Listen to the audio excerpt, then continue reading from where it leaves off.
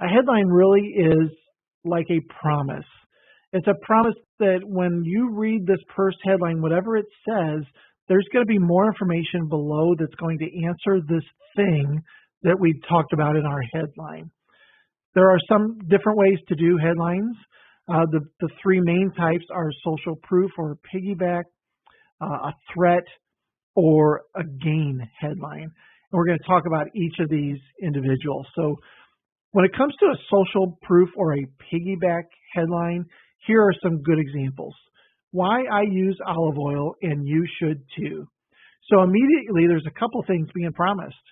Why this person is using it and how it's going to benefit me if I were to use olive oil as well. What Dr. Oz eats for a midnight snack. Okay, we all know that means he's a healthy guy, talks about health-related stuff, and we're definitely struggling with being hungry and wanting some chocolate at midnight too. And that's a great promise using social proof or using somebody else as an example and an anchor to get somebody to read more of your article.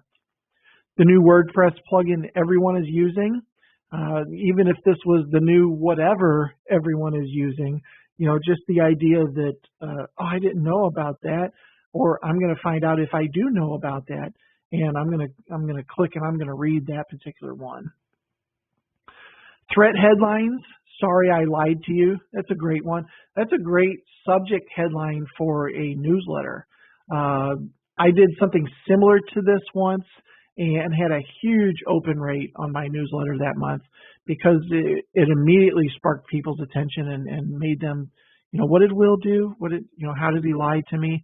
It was a nice and short, but easy to write headline. Is your child to their health? So now we're poking at something that's going to hurt you. Obviously, it's a threat-related headline. So, if you've got a child, then this is something you're just going to read because of the way it's written. 7 incredible views of the Grand Canyon you won't believe are real. So there is something to be said about some of these threat headlines, and that's called clickbait. Clickbait was rampant a couple years ago, 2015, 2016, where things like this, you won't believe are real. This kind of like a challenge inside of the headline itself. The problem with the clickbait ones was it wasn't answering the question. So you'd click on it, you'd read some stupid article, or it was just a bunch of ads, and it wasn't really what you expected. So you've got to be a little careful with the threat headlines that people don't deliver on what you put in the headline. Lastly, are gain headlines. How I get my toddler to eat his spinach every time. Okay, so a mom is going to gain by reading this article because she's going to get her kiddo to start eating his spinach. Create a gorgeous holiday feast on $30.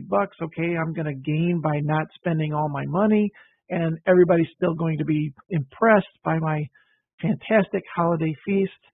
How to master You Are My Sunshine on guitar in 5 minutes. So there's a huge gain. I won't have to spend a lot of time. I'll be able to master the song in a short amount of time. So these are some different gain headlines that you could use, both when you're writing newsletter subject lines or articles on your site.